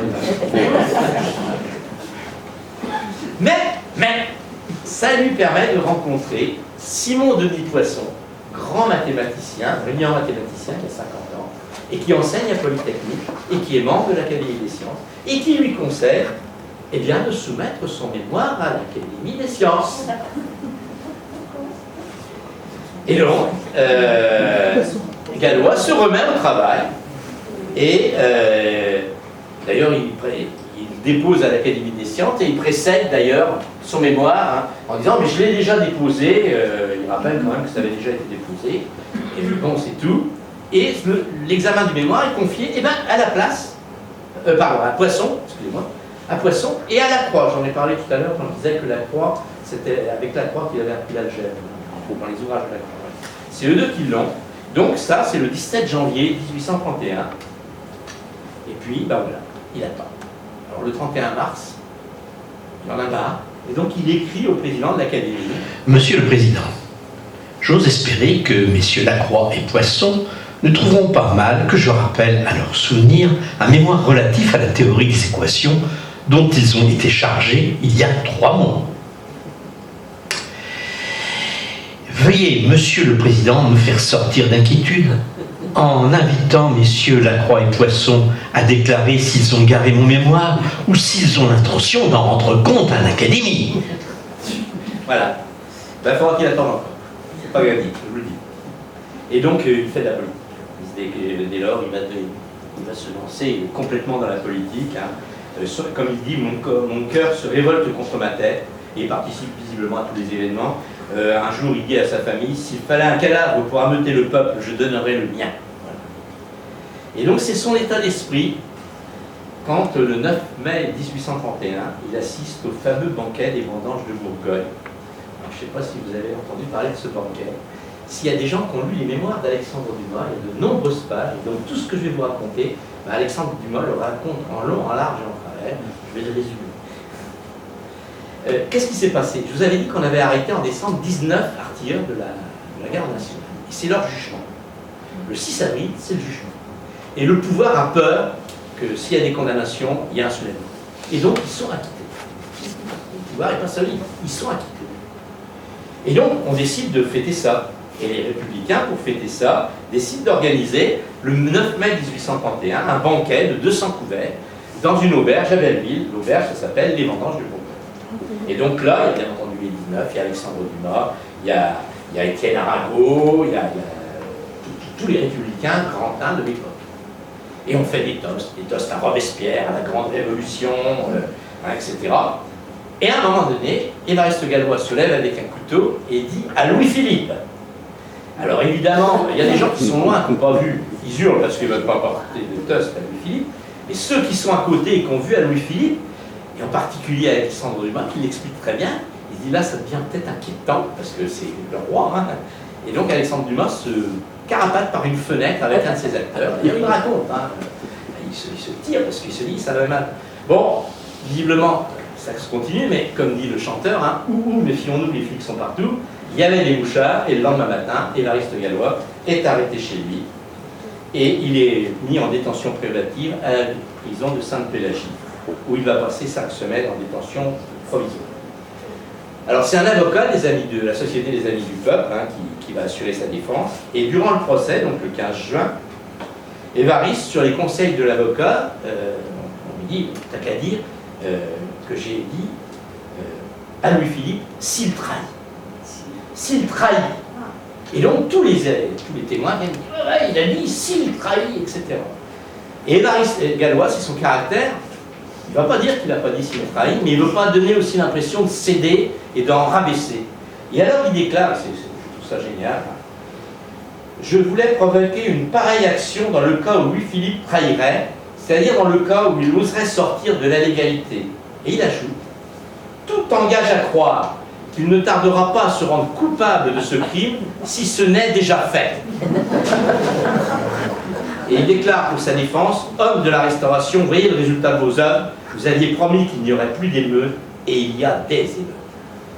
Et il est acquitté tout simplement parce que l'avocat joue sur le fait que c'était une réunion privée, pas publique. Et le 11 juillet, donc ça y est, il est acquitté, eh bien les académiciens, Poisson et Lacroix, qui ont été chargés de piller le mémoire, déposent leur rapport. Nous avons fait tous nos efforts pour comprendre la démonstration de Galois. Ces raisonnements ne sont ni assez clairs, ni assez développés pour que nous ayons pu juger de leur exactitude, et nous ne serions pas même en état d'en donner une idée dans ce rapport. L'auteur annonce que la proposition qui fait l'objet spécial de son mémoire est une partie d'une théorie générale susceptible de beaucoup d'applications. Souvent, il arrive que les différentes parties d'une théorie, en s'éclairant mutuellement, sont plus faciles à saisir dans leur ensemble qu'isolément. On peut donc attendre que l'auteur ait publié en entier son travail pour se former une opinion définitive. Mais, dans l'état où est maintenant la partie qu'il a soumise à l'Académie, nous ne pouvons pas vous proposer d'y donner votre approbation. Donc, troisième échec. Enfin, les deux premiers, je ne les ai même pas vus, mais là. Et donc, l'Académie lui renvoie son manuscrit à Galois avec les annotations de Poisson et de Lacroix. Et là, par exemple, on a une annotation de Poisson, c'est signé Poisson. Et vous voyez ce qu'il a écrit en dessous, Galois, il a écrit « on jugera ». Et un peu plus loin, sur une annotation comme ça, parce qu'ils disent « on ne comprend pas bien », et il met « oh les chérubins ». Voilà, et vraiment, voilà. Donc, dernier échec, incompris. Donc, on est en juillet. Le 14 juillet, le Parti républicain a préparé une manifestation avec la plantation d'un arbre de la liberté. Et un appel a été lancé en précisant que les gardes nationaux, les patriotes gardes nationaux, qui assisteront à la cérémonie, seront en uniforme. C'est interdit. Et voilà. Le préfet interdit cette commémoration. Il fait arrêter les dirigeants républicains. Galois ne dort pas chez lui. Donc, il n'est pas arrêté. Et donc, le lendemain matin, il se retrouve en uniforme de garde nationale, il prend la tête d'un cortège de plusieurs centaines de personnes et il est arrêté sur le Pont-Neuf et de nouveau emprisonné à la prison de Sainte-Pélagie. Et là, il va retrouver, alors les bourrés de républicains, faut lire Gérard de Nerval, par exemple, qui y est et qui raconte ce qui se passait. Il y a des tas de témoignages sur ce qui se passait. Il y a des prisonniers politiques et on faisait des grandes fêtes d'ailleurs tous les soirs pour la République, on chantait la Marseillaise, etc. Il rentrait beaucoup de vin aussi d'ailleurs, beaucoup d'alcool, hein, parce que c'était des ouvriers, c'était des artisans, etc. Il n'y avait quand même pas énormément d'intellectuels. Il y en avait quelques-uns. Hein. Il y avait en particulier, mais lui il était toujours dans toutes les prisons, il y avait Blanqui, Il y avait Raspail, donc qui a beaucoup côtoyé le reste gallois, et il y avait Nerval. Voilà. Alors le 23 octobre, le tribunal correctionnel de la Seine le condamne à 6 mois de prison pour avoir porté l'uniforme de la garde nationale, et son appel est rejeté le 3 décembre, et donc il va rester en prison jusqu'à fin avril, début mai même. Il va rester un peu plus longtemps, jusqu'à mai 1832. D'après sa sœur, il acceptera, il vivra très très mal cette condamnation et cet emprisonnement. Les témoignages donc sur sa détention ne manquent pas, je vous ai dit, Nerval, la sœur, Raspail, etc. Alors il est entouré de républicains, mais c'est un petit gars, il a 1 centimètre de plus que moi. Gégé, il n'était pas grand non plus. Il n'est pas grand, il se balade dans la cour, dans ses pensées, parce qu'il fait des mains. Il continue à travailler sur ses mémoires, même si c'est pas facile au milieu des prisonniers. Mais il est toujours dans ses pensées, il est très silencieux, etc. Et donc il a du mal à s'intégrer. Alors, fin juillet, il va participer à une délégation qui va voir le directeur. Il y a eu un coup de feu tiré de l'extérieur sur des prisonniers. Il se fâche, il se trouve très orageuse avec le directeur, et il se fait mettre au mitard. Et donc il va y avoir un début d'émeute dans la prison pour le faire libérer. Donc il retrouve la cellule traditionnelle, heureusement. Mais bon, il est quand même un peu à part. Et un jour, par exemple, les autres lui disent, mais tu bois jamais avec nous, il ne boit pas une goutte d'alcool. Et puis il l'ennuie, comme ça, il va boire un canon, etc. Et il prend une bouteille de l'eau, et donc il est malade comme une bête. Et Raspail d'ailleurs écrit, on a saoulé une âme candide qui a horreur du vin, grâce pour cet enfant si chétif et si brave, sur le front duquel l'étude a déjà gravé en rite profonde et dans l'espace de 3 années, 60 ans des plus savantes méditations. Voilà. Mais il a repris donc ses recherches mathématiques, et en particulier, même si c'est pas facile en prison, il a rédigé des nouveaux mémoires, et en particulier sur la résolution des équations algébriques. Et en décembre 1831, il va écrire une virulente préface à ce mémoire. Ce qui amuse, c'est qu'elle est tellement virulente que les œuvres de Gallois vont être publiées à partir de 1843, si mes souvenirs sont bons, non, ou 47, je ne sais plus, 43, 47, peu importe. La préface ne sera publiée qu'au XXe siècle. Je vais vous en donner un exemple. Le second feuillet de cet ouvrage n'est pas encombré par les noms, prénoms, qualités, dignités et éloges de quelques princes avares dont la bourse serait ouverte à la fumée de l'encens, avec menace de se refermer quand l'encensoir serait vide. On n'y voit pas non plus, en caractère 3 fois gros comme le texte, un hommage respectueux à quelque haute position dans les sciences, à un savant protecteur, chose pourtant indispensable, j'allais dire inévitable, pour quiconque à 20 ans veut écrire. Je ne dis à personne que je dois à ses conseils ou à ses encouragements tout ce qu'il y a de bon dans cet ouvrage. Je ne le dis pas, car ce serait mentir. Si j'avais à adresser quelque chose aux grands du monde ou aux grands de la science, et du temps qui court, la distinction est imperceptible entre ces 2 classes de personnes, je jure que ce ne serait point des remerciements. Et il rajoute il y a un deuxième idée, puis la 3e idée. 3e lieu, le premier mémoire n'est pas vierge de l'œil du maître. Un extrait, envoyé en 1831 à l'Académie des sciences, a été soumis à l'inspection de M. Poisson, qui est venu dire en séance ne point l'avoir compris. Ce qui, à nos yeux fascinés par l'amour-propre d'auteur, prouve simplement que M. Poisson n'a pas voulu ou n'a pas pu comprendre, mais prouve certainement, aux yeux du public, que mon livre ne signifie rien. J'aurais surtout à supporter le rire fou de messieurs les examinateurs des candidats à l'école polytechnique, que je m'étonne en passant de ne pas voir occuper chacun un fauteuil à l'Académie des sciences, car leur place n'est certainement pas dans la postérité, et qui, ayant tendance à monopoliser l'impression des livres de mathématiques, n'apprendront pas sans en être formalisés qu'un jeune homme, 2 fois mis au rebut par eux, a aussi la prétention d'écrire, non des livres didactiques, il est vrai, mais des livres de doctrine. Voilà. Il a ses idées et il les affirme. Alors fin janvier, on ne sait pas pourquoi. Oui, ce que je voulais dire, c'est qu'il supporte très très mal. Sa sœur dit passer encore 5 mois sans prendre l'air, c'est une fort triste perspective. Je crains bien que sa santé n'en souffre beaucoup. Il est déjà si fatigué, ne se livrant à aucune pensée qui puisse le distraire. Il a pris un caractère sombre qui le fait vieillir avant le temps. Ses yeux sont creux comme s'il avait 50 ans. Et en janvier 32, d'ailleurs, il écrit à sa tante. On me dit que vous êtes malade et que vous ne quittez pas le lit. J'éprouve le besoin de vous témoigner ma peine, d'autant plus vive que cela me prive du plaisir de vous voir, car moi aussi, je garde la chambre et je ne rends pas de visite. Vous avez eu la bonté de penser à moi pour les étrennes. Cela est bien aimable de votre part. Il est bien agréable, dans un tombeau, de recevoir les souvenirs des vivants. J'espère vous retrouver en bonne santé quand je sortirai de ma prison. Vous aurez ma première visite. Agréez mes respects, Évariste Gallois. Voilà. Alors fin janvier, il est transféré à la prison de la Force. On ne sait pas pourquoi. Peut-être était-il un peu agité et tout, mais au bout de 9 jours, il est réintégré à Sainte-Pélagie. Et là, je ne sais pas si vous vous souvenez, c'est l'époque où, donc, février-mars 1832, il y a une grande épidémie de choléra à Paris. Il y aura plus de 18 000 morts, en particulier Casimir Perier, président du Conseil. Le général Lamarque, un grand républicain, j'en parlerai d'ailleurs, qui décède. Et Gallois, donc, est, en raison des risques d'épidémie dans la prison de la Sainte-Pélagie, est transféré le 16 mars. Bon, ça c'est une épidémie de choléra, est transféré le 16 mars dans la maison de santé Fautrier, à proximité de la Vallée Gobelin. Cette maison, elle n'existe plus, hein, elle a été rasée en 1958. Voilà. Et c'est là qu'il fait, semble-t-il, connaissance d'une jeune fille, Stéphanie Petrin-Dumotel, qui est la sœur d'un médecin de la maison de santé. Alors voilà, au milieu de ces griffonnages, ça c'était des brouillons d'Évariste Gallois. Et quand on disait qu'il n'était pas très ordonné, c'est pas tout à fait faux. Mais voilà ce qu'on trouve au milieu de ces griffonnages. Là on a E et S, donc Évariste et Stéphanie. Et puis là on a Évariste et Stéphanie écrit. Donc bon, à ce que faire, un ado amoureux.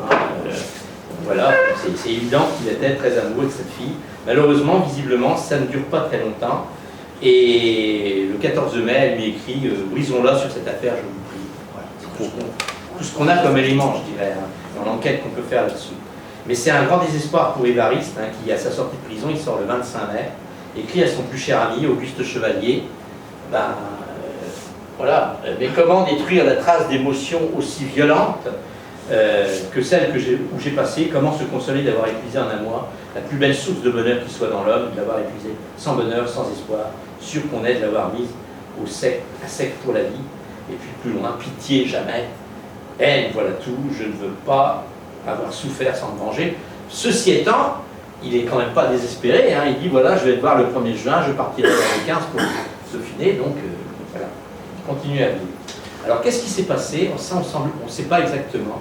Il semble qu'il a été ensuite provoqué en duel par le fiancé de Stéphanie et par l'oncle de Stéphanie. Alors il y a eu toute une histoire, on a dit c'est un règlement de compte politique, ça semble pas tenir. Par contre, l'histoire de son amour avec la fille et que ça serait lié à ça, et d'ailleurs on va le voir dans les courriers qu'il écrit ensuite, ça semble assez vrai. Alexandre Dumas, d'ailleurs, Alexandre Dumas pense que le fiancé c'était Pêcheux d'Herbaville, qui était un des 19 gardes nationaux qui avait été arrêté au Louvre. D'autres de l'époque disent que c'est du Châtelet qui a été arrêté avec lui sur le Pont-Neuf le 14 juillet. Donc ça devait être un de ses amis quand même. Ouais, c'est ça. Et donc le 29 mai, Gallois écrit donc des lettres d'adieu. Donc une première lettre à 2 de ses plus proches amis et puis ensuite une lettre à tous ses amis républicains. J'ai été provoqué par 2 patriotes. Il m'a été impossible de refuser. Je vous demande pardon de n'avoir averti ni l'un ni l'autre de vous. Mais mes adversaires m'avaient sommé sur l'honneur de ne prévenir aucun patriote. Votre tâche est bien simple. Prouver que je me suis battu malgré moi, c'est-à-dire après avoir épuisé tout moyen d'accommodement, et dire si je suis capable de mentir, même pour un si petit objet que celui dont il s'agissait. Gardez mon souvenir, puisque le sort ne m'a pas donné assez de vie pour que la patrie sache mon nom. Je meurs votre ami. Et puis donc il écrit aux Républicains. Je prie les patriotes, mes amis, de ne pas me reprocher de mourir autrement que pour le pays. Je meurs victime d'une infâme coquette et de 2 dupes de cette coquette. C'est dans un misérable cancan que s'éteint ma vie. Oh, pourquoi mourir pour si peu de choses? Mourir pour quelque chose d'aussi méprisable. Je prends le ciel à témoin que c'est contraint et forcé que j'ai cédé à une provocation que j'ai conjurée par tous les moyens. Je me repens d'avoir dit une vérité funeste à des hommes si peu en état de l'entendre de sang-froid. Mais enfin, j'ai dit la vérité. j'emporte au tombeau une conscience nette de sang patriote. Adieu. J'avais bien de la vie pour le bien public. Pardon pour ceux qui m'ont tué. Ils sont de bonne foi. Et donc, il écrit cette lettre-là, et puis derrière, il écrit une très très longue lettre à son ami Auguste Chevalier, une lettre qui constitue en quelque sorte son testament mathématique dans laquelle il résume ses apports essentiels. Et Jean-Pierre Escoffier, qui a un historien des mathématiques, il dit « Cet lettre au testament est à lire entièrement. Le style de Galois est clair, ramassé, souvent magnifique. » Et c'est vrai, on va le voir, si j'arrive à le mettre en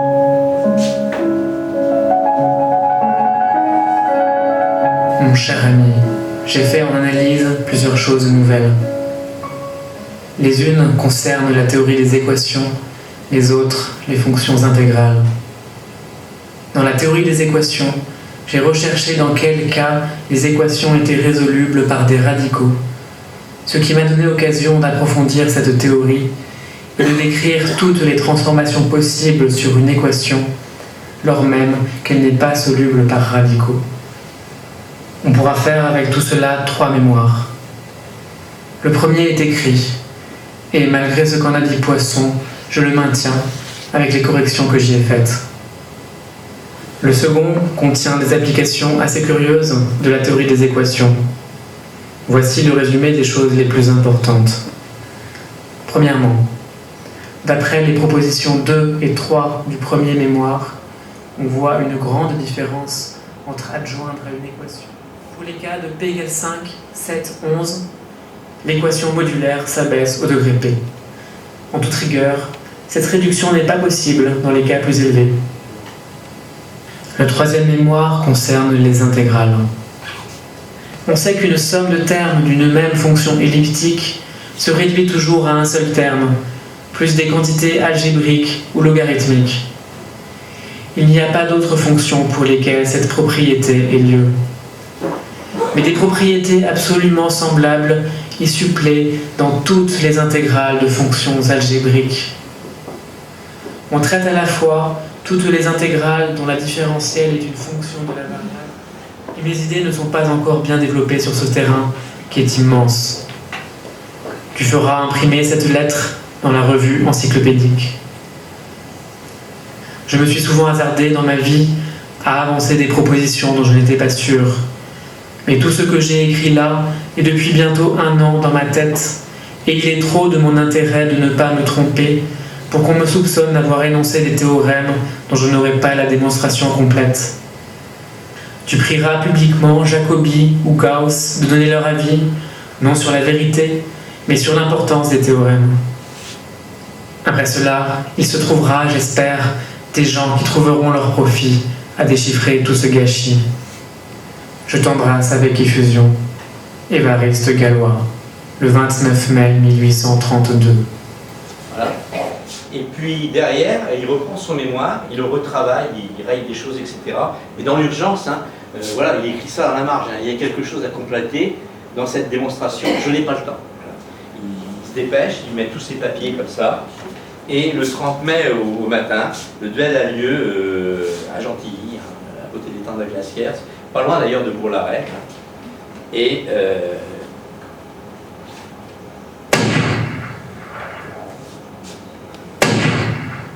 voilà.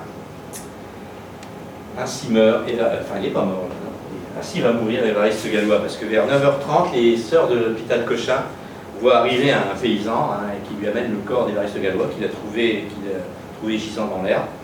Il est grièvement blessé à l'abdomen, il y a une balle qui va traverser l'abdomen de part en part, et il ne peut pas être sauvé. Et donc l'agonie va durer toute la journée. Il n'y a que son jeune frère Alfred qui est présent, son plus jeune frère, qui était né 3 ans après lui, et il lui dira, d'ailleurs Évariste dit à son frère, ne pleure pas, j'ai besoin de tout mon courage pour mourir à 20 ans. Et en ayant toute sa connaissance, il refuse bien entendu l'extrême motion. Et le 31 mai à 10h, Évariste Galois mort d'une péritonnite. Alors il est enterré à la fosse commune, on ne sait pas pourquoi, au cimetière Montparnasse, sans que sa famille soit présente d'ailleurs.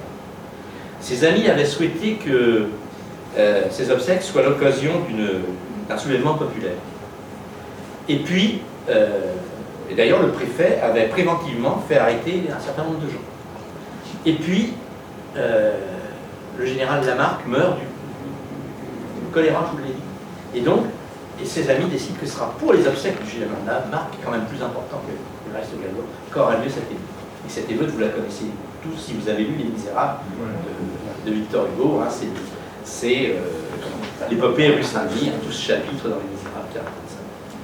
Le 3 juin, d'ailleurs, le journal rend compte la tribune dans la cérémonie. Hein. Le convoi d'Évariste Gallois a eu lieu aujourd'hui samedi à midi. Une députation des Amis du Peuple, des élèves de l'école de droit et de médecine, un détachement de l'artillerie parisienne et de nombreux amis l'accompagnaient. Arrivé au boulevard extérieur, le corps a été enlevé du char funéraire et porté à bras jusqu'au cimetière de Montparnasse, etc., etc.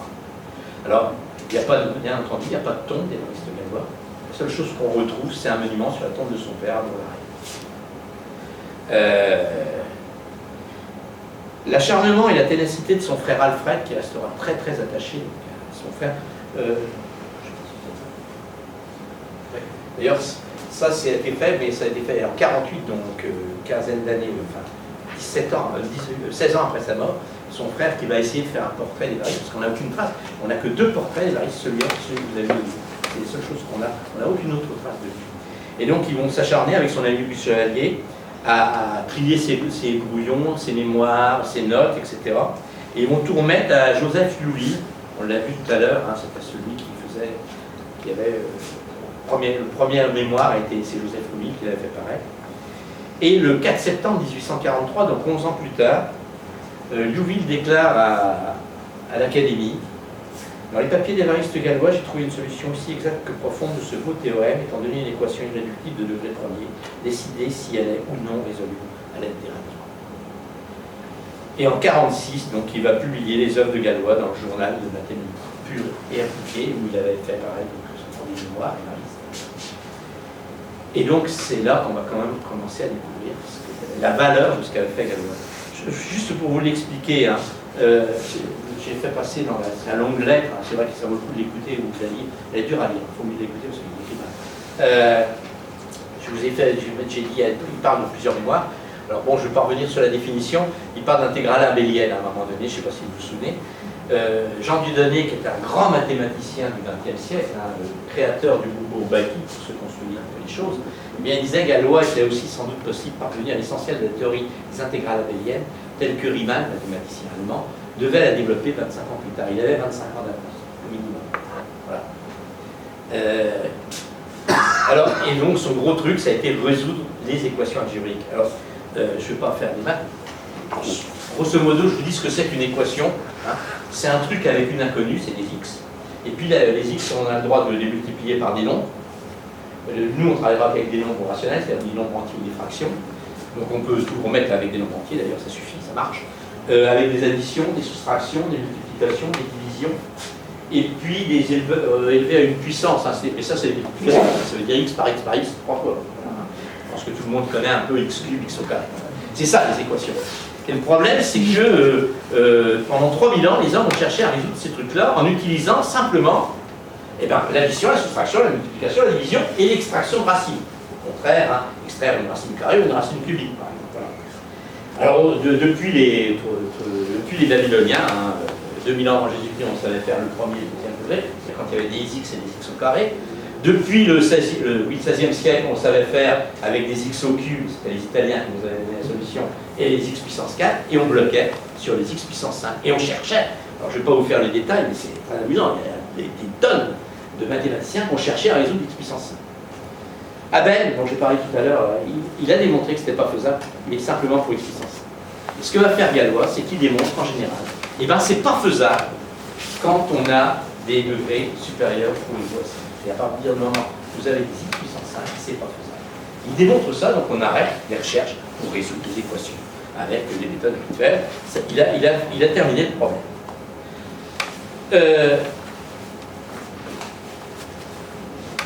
Ah oui, alors je vais trop vite.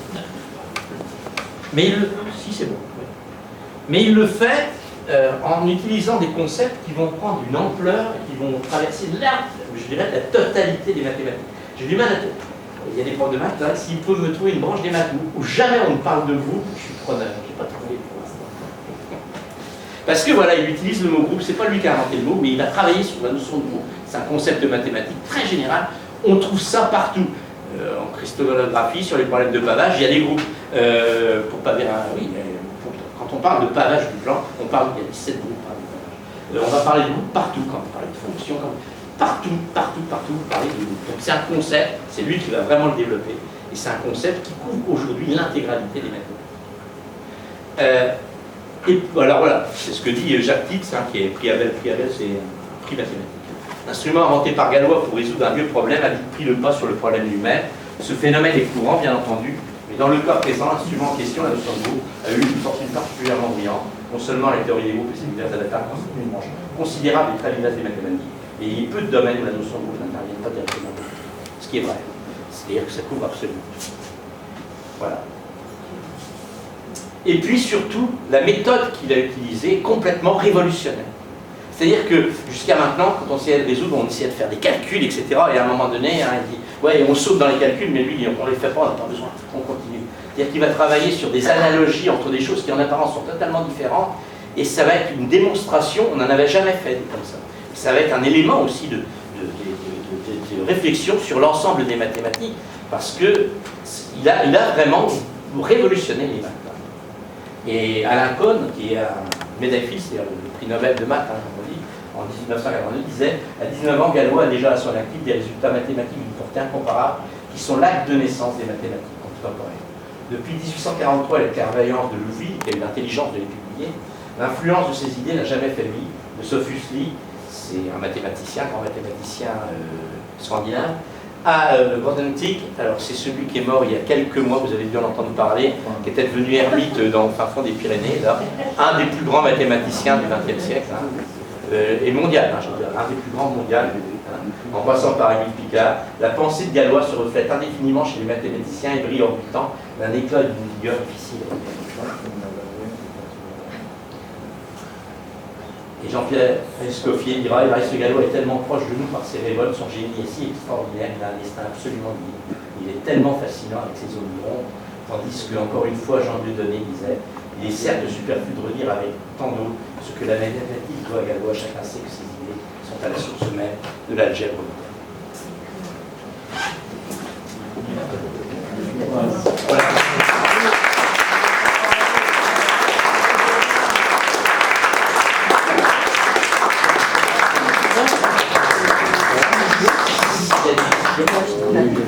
Ouais. Vas-y Pierre. Est-ce que de son vivant, il y a eu des liens avec des physiciens qui ont réperçu l'intérêt d'application de Pascal Torel ou dans les années qui ont suivi c'est sûr que dans les années qui ont suivi, les notions de groupe, on les trouve aussi plus ou moins en physique, et tout ça va développer, mais pas directement, quoi. Et de son vivant, non, quand on voit sa vie, d'une part, il a été solitaire dans sa recherche mathématique, c'est évident, et il n'a pas eu le temps de s'exprimer. Au moment où je dirais il est le plus créatif, il est en taule. Il est en prison. Donc, non, de son vivant, il n'a pas eu de... Même avec les autres mathématiciens, s'il en a eu à travers l'Académie des sciences, mais on voit comment elle l'a traité. Donc, il n'a pas pu échanger, il ne le comprenait pas. Il ne le comprenait pas. Alors, c'est vrai qu'il est... Je vous ai expliqué, vous avez vu le baratin qu'il faut écrire, et à l'époque, je vous dis, on fait des calculs et tout, et lui, il dit, mais non, on n'a pas besoin de calculer. Hop, en une phrase, pour lui, c'est des évidences. Et donc, c'est pas... S'il y a des gens qui s'intéressent, la dernière lettre, je l'ai, là, intégrale, avec écrite, tapée à la machine, donc on peut la lire. Faut se creuser parfois pour comprendre ce qu'il veut dire, parce que pour lui, ça semble évident, il y va, il avance. Et donc, les autres jettent, parce que déjà, il n'a pas les méthodes de raisonnement habituelles. Donc, en ce sens-là, ces histoires d'analogie, avec d'une part, créer des surcorps, d'autre part, dévisser des groupes, comme on dit, pour ceux qui comprennent. Ils ne comprennent pas ce qu'il fait, parce qu'il fait des choses de plus en plus grandes, et parallèlement, il fait des choses de plus en plus petites. Il dit, comme on ne peut plus descendre, on ne peut plus augmenter, donc ça ne marche plus. Voilà, grosso modo, c'est ça. Et on n'avait pas l'habitude du tout de raisonner comme ça en mathématiques, surtout sur les équations. Je vais être très précis. Mon idée, c'était est-ce que lui n'a pas eu l'idée idée Ah oui. que ces travaux pourraient avoir une application dans le domaine. Voilà. Est-ce que lui ne l'a pas sollicité auprès d'autres scientifiques, Je pense pas. Je pense pas. Bah, si, il a été voir Cauchy. On a vu ce que ça donnait. Il a été voir Poisson. Et on voit bien l'amertume qu'il a vis-à-vis de Poisson en disant mais ils n'ont rien compris. Quoi. On voit dans sa dernière lettre, il le dit, ils n'ont rien compris. Donc évidemment, en plus il a tout juste 20 ans hein, quand il meurt. Et il est en face de mecs de 50 balais qui ont une autorité, qui sont à l'académie et tout. Et il ne peut pas. Non, c'est évident. Hein. Et à la limite, il a eu plus d'amis avec Raspail, qui est un biologiste, ou des gens comme ça, qu'avec des mathématiciens. Et la preuve que c'est pas physio, c'est que c'est en 1943 seulement, donc 12 ans après, que Liouville dit « Ah, j'ai trouvé quelque chose ». Donc ça veut dire qu'il a fallu... Et puis ça sera publié qu'en 1947, et alors après, ils vont tous s'y mettre. C'est vrai qu'ils vont tous reprendre les théories de Galois, et qu'on continue, hein, les théories de Galois dans tous les domaines d'ailleurs. Hein. Aujourd'hui, il y a un tas de domaines où on travaille avec les théories de Galois. On s'est enseigné... troisième année, deuxième année, troisième année de fac, troisième et quatrième année aujourd'hui. Hein. Donc c'est quand même des choses très très haut niveau.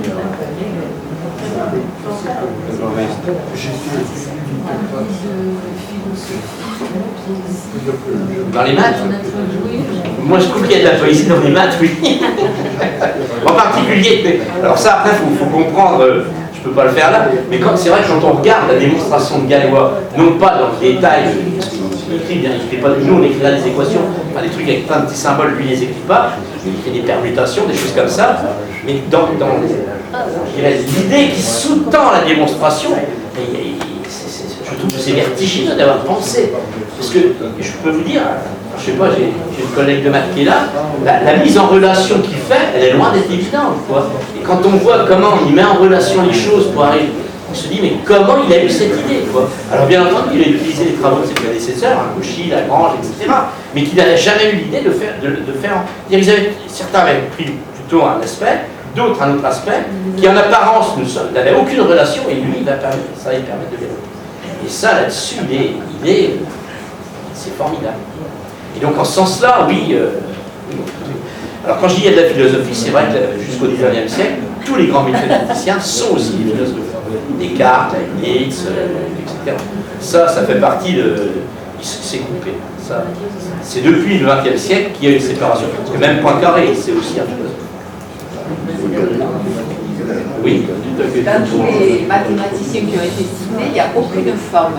Parce qu'il n'y avait pas de femme. Allergique aux maths. Ah bon? Alors je vais répondre. Non, mais je vais répondre simplement. Si vous m'invitez, d'ici un mois, j'ai une conférence sur femmes et mathématiques. Ah bon? Femmes et mathématiques. Ah bon? Il y a un très beau livre de Michel Audin sur Sofia Kovalevskaya qui a un destin aussi romantique que celui de Galois et qui a vraiment c'est quelqu'un d'assez extraordinaire, Sofia Kovalevskaya. Donc voilà. Donc j'espère que René va faire un Pas sur elle, sur les grandes femmes, sur les grandes mathématiciennes, et sur certaines, parce qu'aujourd'hui il y a beaucoup de mathématiciennes. Mais c'est vrai, qu'il y a un ostracisme. Bon, déjà à l'époque, elles n'ont pas le droit d'aller à l'université. Donc à l'époque, avant Évariste Galois, Sophie Germain, elle prend un nom d'homme pour écrire à Gauss, il en parle de Gauss, pour écrire parce que sinon il ne dira pas ses textes, etc. Merci. Il est très intéressant de connaître une grande mathématicienne du XVIIIe siècle qui s'appelle Madame du Châtelet, qui a protégé Voltaire dans son château, Cirès-sur-Vièze, avec Marne.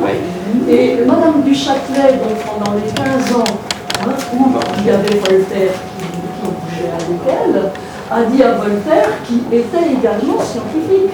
Il a écrit un Newton, mais il l'a écrit avec Madame du Châtelet.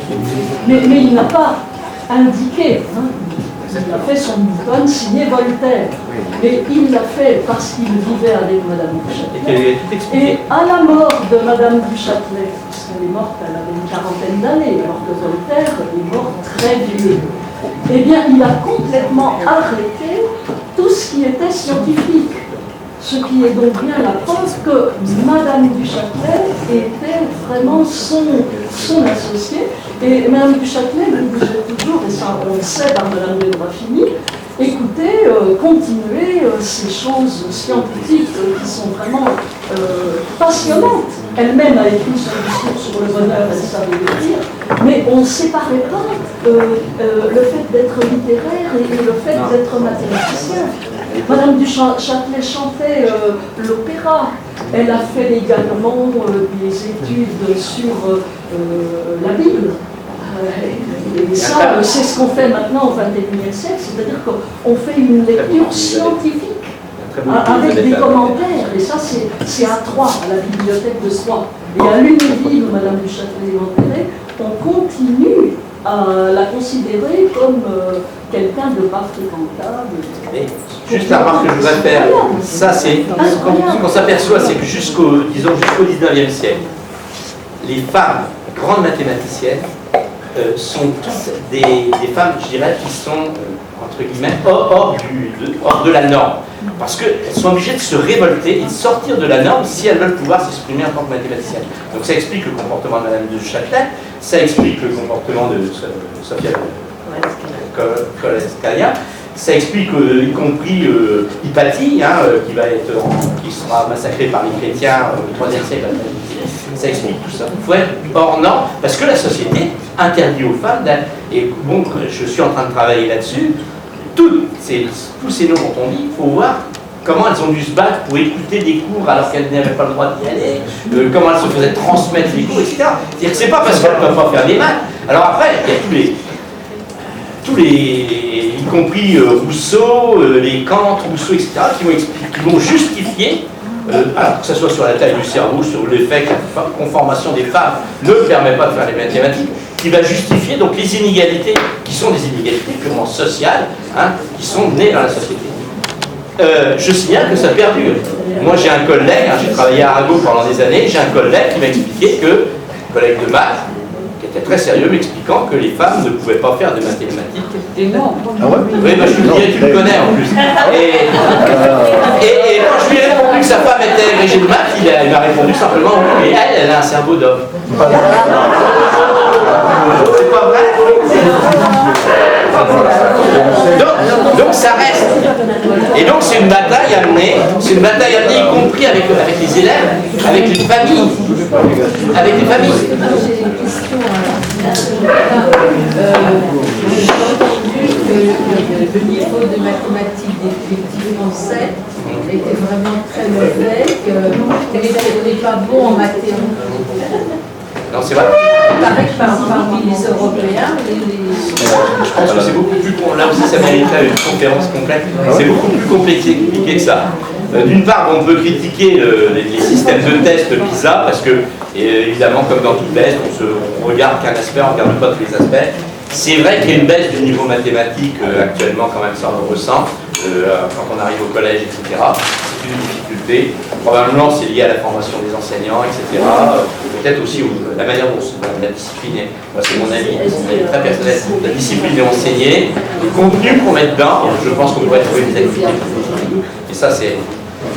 Ceci étant, par rapport aux garçons et filles, en général, les filles, jusqu'à la terminale, réussissent beaucoup mieux en mathématiques, celles qui sont, que les garçons. Beaucoup mieux. Réussissent en général mieux que les garçons. Et malheureusement, après, ça s'inverse, il y a plus de garçons que de filles.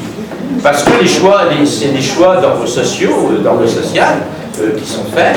Et puis parce que il y a un deuxième élément, c'est qu'on ne peut pas couper les codes de la société. Si une fille devient ingénieure et qu'un garçon devient ingénieur, ils ont de fortes chances qu'à l'arrivée, il y en a un qui gagne beaucoup plus que l'autre, et que, du coup, les choix se font aussi en fonction de ça. Et dans donc, toutes les professions, vous avez, mais oui, je sais. Vous avez le chef pour la cuisine, Non, mais je sais. les femmes sont des cuisinières, mais dès qu'il s'agit de gagner beaucoup d'argent, on a le couturier et le chef. Donc ça, tous ces aspects-là expliquent probablement pourquoi cette différenciation perdure, alors que dès le XVIe siècle, quelqu'un comme Chevalier de Labarre expliquait qu'il n'y avait aucune raison de faire une différence entre l'intelligence des hommes et l'intelligence des femmes, et qu'elles pouvaient se permettre de faire les mêmes études. Et même encore au XIXe siècle, je vous dis, Kant explique que les femmes ne peuvent pas, sont incapables de faire des sciences. Et pourtant, on dit que c'est un grand philosophe. Voilà. Bon. Ah, une autre question, puis on arrêtera peut-être, ils ont pas. Non, allez-y. Donc, vous disiez que peut-être que les mathématiques n'étaient pas bien enseignées. Moi, je suis victime, j'estime avoir été victime d'un professeur de maths qui écrivait au tableau et qui se mettait devant et qui, vous avez compris, elle effaçait et voilà. Non, mais, alors, moi, quand je dis l'enseignement des mathématiques, c'est pas pareil. Parce que moi, dans toutes les disciplines, on l'a tous, dans toutes les disciplines, dans notre scolarité, l'histoire d'un prof qui n'était pas un bon prof, parce qu'il y a aussi des mauvais boulangers, il y a des mauvais mécaniciens. Alors c'est plus dramatique quand c'est un mauvais prof, parce que c'est les élèves qui en pâtissent. Si c'est un mauvais boulanger, c'est le pain qui en pâtit, c'est moins grave, je reconnais. Donc on a tous l'exemple d'un prof avec qui ça n'a pas passé. Non, moi quand je dis mal enseigné, c'est plutôt, c'est pas les profs que j'aime, c'est la manière dont l'enseignement est conçu dans l'ensemble du système éducatif français. Quand on compare à d'autres pays, et je vous invite à aller voir, on avait fait avec un collègue, d'ailleurs on avait fait une séance au cinéma Le Castillet avec un débat, je vous invite à voir le film Comment j'ai détesté les maths, où on voit d'autres exemples de manière, en particulier en Californie, alors c'est pas dans le système scolaire, en dehors du système scolaire, on voit d'autres approches des mathématiques avec des enfants, et ça se passe très bien. Et alors là, je vais faire un petit peu de pub, la présidente est présente. On a créé une association qui s'appelle Perpignan pour la culture mathématique, qui fait des ateliers dans les médiathèques. Là, actuellement, il y a une exposition sur pourquoi les mathématiques à l'université, à la bibliothèque de l'université UPVD. Et quand on fait ces ateliers, on a fait l'autre coup à la médiathèque c'était à Saint-Estève, on a vu arriver des gamins. Alors évidemment, j'écris pas d'équations. On est avec des casse-têtes, on est avec des pillages, on est avec des jeux, et on fait des maths. Et puis je peux vous dire que ça marche, quoi. Donc parce que, voilà, il faut peut-être aussi qu'on change la manière d'aborder les mathématiques.